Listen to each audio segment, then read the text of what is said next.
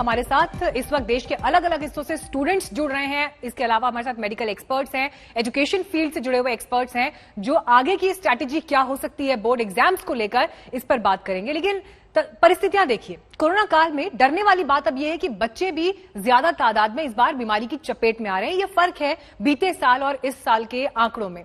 उनको भी टीका देने की जरूरत महसूस हो रही है। सवाल यह है कि ऐसे में परीक्षाएं कितनी जोखिम भरी हो सकती हैं।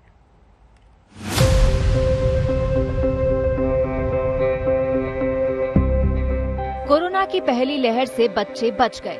माना गया कि उनकी इम्यूनिटी अच्छी है, इसीलिए उनको खतरा कम है। लेकिन दूसरी लहर के आते आते ये राय भी पलट गई। अब आंकड़े हैरान करने वाले हैं। बच्चे कोरोना की चपेट में आ रहे हैं। हर 20वां मरीज 10 साल से छोटा बच्चा है। ये आंकड़े सरकार के national centre for disease control के हैं। गौर कीजिए कि कोरोना के कुल मरीजों में से 4.42% मरीज 10 साल से कम वाले हैं, यानी बच्चे। परीक्षा देने वाले बच्चे भी इसकी चपेट में आ रहे हैं। ये चार्ट बताता है कि 11 साल के बच्चे से लेकर 20 साल के युवकों का कोरोना बीमारी में हिस्सा 9.79% है। इसी कैटेगरी में सारे बच्चे आते हैं, यानी बच्चे अब कोरोना से नहीं बच रहे। एक्सपर्ट बताते हैं कि बच्चे पहले एसिम्प्टोमेटिक थे, लेकिन अब उनमें भी लक्षण दिखने लगे हैं, जैसे नाक बंद, पेट दर्द, दस्त, गले में दर्द, थकान और सिर दर्द।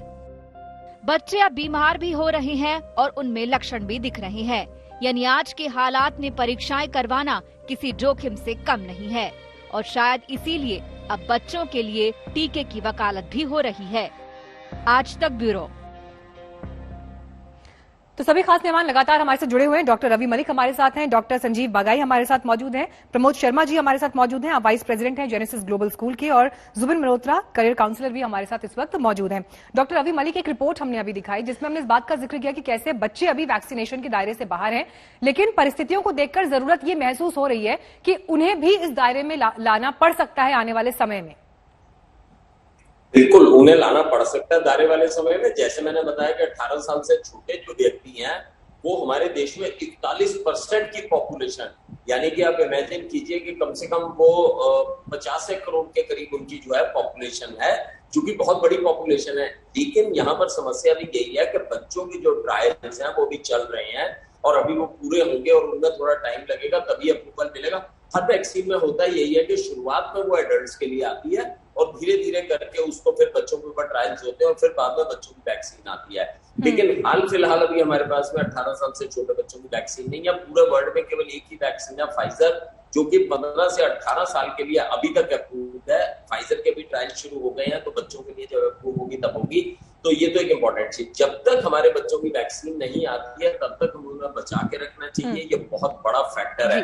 जैसे डॉक्टर बगई ने बहुत अच्छी बात बताई है कि अब जो कोरोना की लहर आ रही है ये बच्चों को थोड़ा ज्यादा चपेट में ले लिया, और उन्होंने जैसे बताया कि मोर्टेलिटी रेट भी 2.7% है, जो कि डेफिनेटली काफी स्केरी है।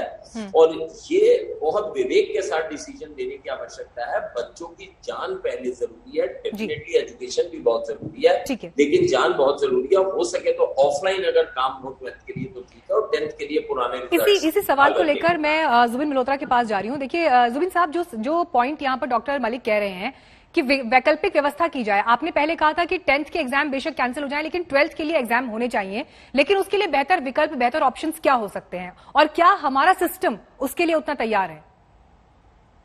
देखिए, कोई भी जो स्कूल लीविंग एग्जाम, जो कॉमन एग्जाम है, उसमें सबसे इम्पोर्टेंट एक फैक्टर है कि fairness and an equal access. कई बार लोग ऑप्शंस कहते हैं कि ऑनलाइन एग्जाम, ये ऑनलाइन एग्जाम्स में आप कितनी स्ट्रिक्टली उसकी मॉनिटरिंग कर सकते हैं, क्या वो इक्वल एक्सेस है स्टूडेंट्स को? क्योंकि ये देखिए, ये सिर्फ एक राज्य में एग्जाम नहीं है, ये पूरे देश, सेंट्रल बोर्ड का एग्जाम है जो देश भर में होना होता है।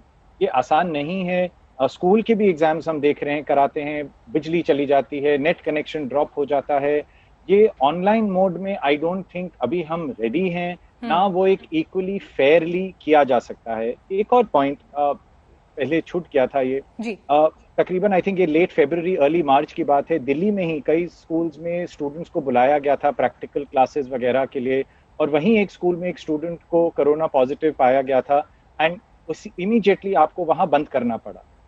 बोर्ड को ये आंसर करना है क्वेश्चन कि यदि एक एग्जाम सेंटर पे एक स्टूडेंट को कोरोना पॉजिटिव होता है, क्या फिर वो एग्जाम सेंटर को किस तरह अगले एग्जाम्स होंगे उसी सेंटर पे, यही सबसे बड़ी चुनौती है।